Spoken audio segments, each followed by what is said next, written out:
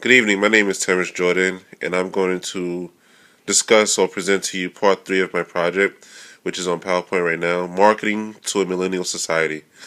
In this presentation, I'm going to discuss how companies today can figure out new ways and innovative ways to market to the millennial culture or millennial generation, and some of the different strategies they can take if they are struggling to do so. So let's get started. So the first question we can ask ourselves is, what is a millennial? Well, millennials such as myself, I was born in 1984, are born between the years of 1980 and the early 2000s. And currently, we are the largest U.S. generation, overtaking baby boomers and Generation X. I myself rely heavily on technology and innovation, as I'm sure other millennials have been as well. We use our smartphones, we have tablets, computers, um, the smartwatches which came out last year, things of that nature, our televisions. So a lot of things have gone to what's called the smart technology. We rely heavy on those to get a lot of stuff in our daily lives done, whether it's the news, reporting, shopping, things of that nature. And we also value a work-life balance, meaning we prefer jobs and lifestyles where work doesn't overtake us, and we try to balance the good and the good of being out with our friends and enjoying family with working for a cause or a purpose, whether it's making money on Wall Street or teaching for a living. Now, when it comes to millennials and their spending habit, a lot of them, and including myself, I have to put myself in a lot of these categories, use technology to their advantage. We purchase our tickets through apps on our phone, through websites such as StubHub.com, movie tickets as far as Fandango, and try to get our advanced movie tickets for big summer blockbuster events. We purchase music and have streaming sites to get our music and television on demand. So your Apple Music, your Spotify's, titles of the world, where we get our music and exclusive content on demand. Same thing with television. I see a lot of. I own a Roku myself, and there's Apple TV, the little devices where you can stream television services and movies right to your television without having the hassle of a cable subscription or a cable box. With my Roku on mobile, I'm able to travel with it and do a lot of different things with it. And that's what a lot of millennials value, that flexibility, that ability to take their technology wherever they go, and also to have it on demand. So a lot of times I find myself, or even a lot of people that I know find themselves not watching a lot of TV on scheduled time, but binge watching with the reemergence of Netflix in the last 5 to 6 years. Also, 52% of millennials have families. We spend a lot of money on our family needs and priorities, whether that's shopping online for school supplies, the best deal to amusement parks, food. Food shopping has become an online capability for millennials where we pre-order our groceries and go and pick them up instead of spending all day in the grocery store. And I see we spend a lot of time shopping and dedicating that to shopping, which is why I chose to choose this topic, because I feel a lot of companies are missing the ball and can do a much better job marketing to our culture and millennial society as well. So the problem that presents itself that I've seen come up is, how can today's companies market to millennials? Like, how can they capture the savvy and sometimes fickle millennial dollar? As millennials, we don't make a ton of money. Some do and some don't, so I can't group us all into the same category. But we try to be smart with our money. We try to be savvy with it and not spend it on things that we truly don't want, or just spending it just to spend it. We're not looking for luxury or lifestyle brands. We're more looking for the experience. And we'll get into that a little bit later. So I'm going to come up with a couple different ways companies can do that and the problems they can solve doing that. So here are three different examples or three different solutions to how companies can market to millennial culture.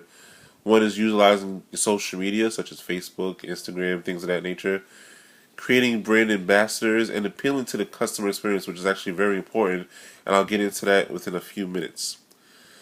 So the first thing is social media. I'm sure most of us have or have been exposed to social media in some shape or form, whether you have a Facebook page to connect with friends from high school, college, your job, or anything like that, Twitter, Snapchat, and Instagram, to keep up with the latest news, events, even shop through it. I've even found myself shopping through Twitter feeds and getting coupons and eventually going to the site and shopping right from my phone.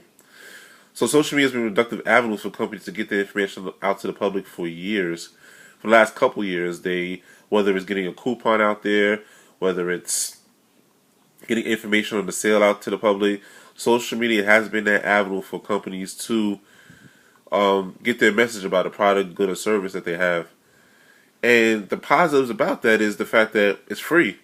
Most social media is free. Like it's an avenue. It's almost free marketing, advertising for a company to get their content out. They can manage it. They can portray the message they want to portray without having to go through the traditional route of commercials, which is still useful, but social media has actually taken off.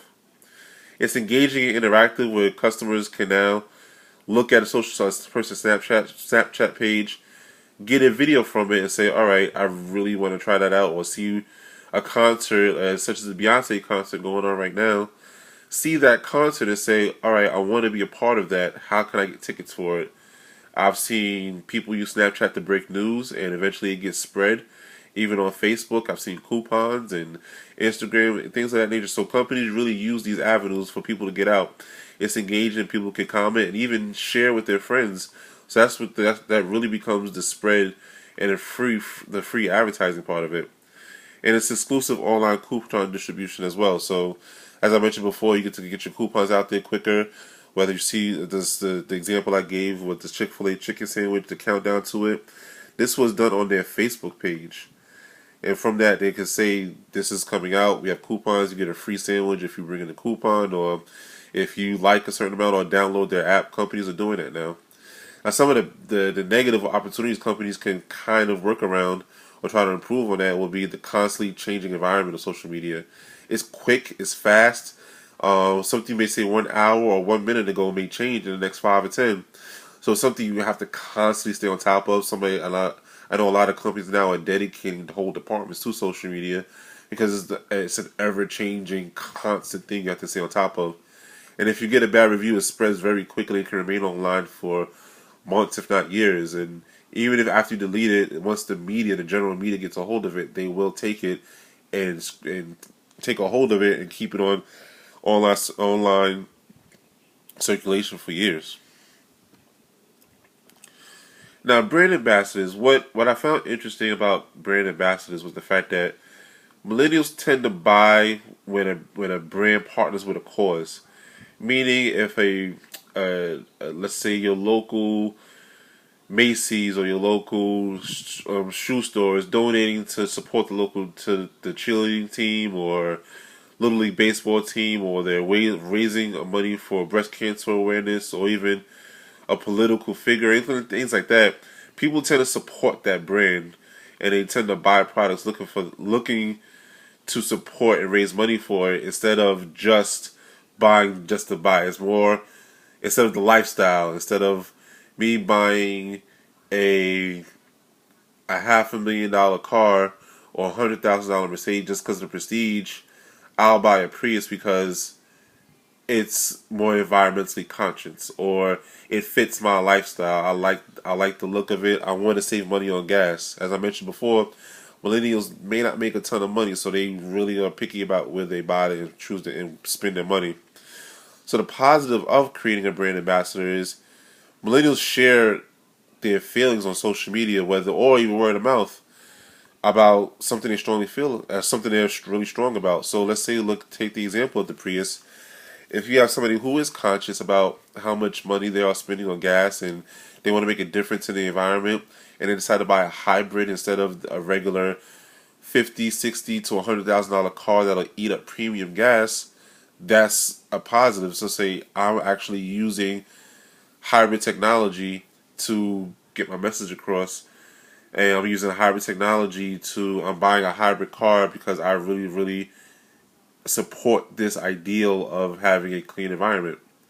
Now, some of the negatives of that can be, let's say that Prius isn't living up to standard, or it constantly requires maintenance and repairs. That can take a negative impact, and it can really hurt a company's image. And on the flip side of that, some companies don't want to stand next to every public cause. Some companies may stay away from the LGBT community or the causes they have just because they don't want to be aligned with that. Some millennials take to that, some millennials may not, but some companies choose not to align themselves just for that reason. They don't want to portray a bad image and affect everybody. And the last one, which I think one is the most important, was an appealing to the experience. And what that means is when you walk into your local Starbucks or supermarket, you'll see the supermarket is different from what you're used to as a kid. It's not just stock it high and let it fly. It's more of an atmosphere. You'll see music playing. You'll see a salad bar, a full-blown bakery. You'll see not just your deli, but your deli is selling more and more items that are a little bit high-end.